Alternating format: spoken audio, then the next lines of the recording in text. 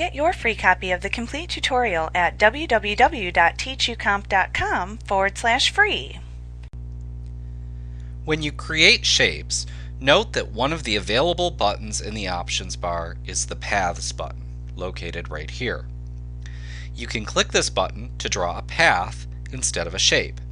A path can be saved in the Paths panel. Here you'll see the name and thumbnail of each saved path and the current vector mask. Because they take up less data storage space than pixel-based paths, vector work paths can be used for long-term storage of simple tasks. You can also use the paths to make selections and fills and even stroke the paths with the current brush settings if desired. You can edit the path with your anchor point tools in the toolbox. You can also draw multiple paths on the same work path layer. If you wish to select the various objects drawn in the work path, you can select the work path with the multiple objects drawn in it.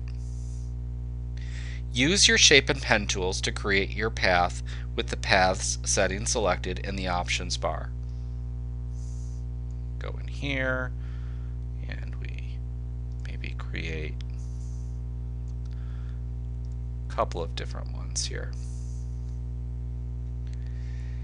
Now, over in the Paths panel, and if you can't see it, remember you can just select Window and then Paths to display it, but it's right over here.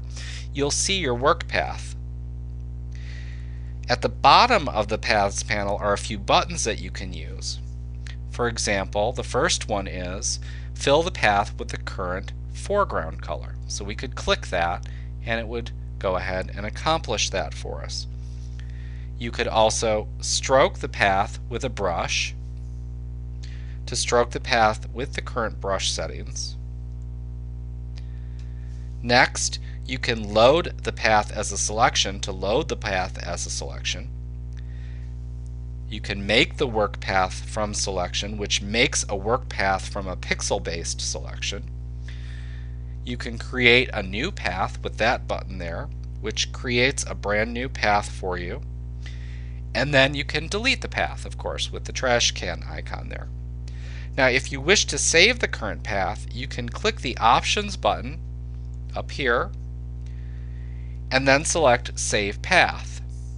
And that will launch the Save Path dialog box. You can then type a name for the path in the dialog box and then click OK to save it. Now remember that work paths are a temporary thing and must be saved with the image file if you want to use them in the future.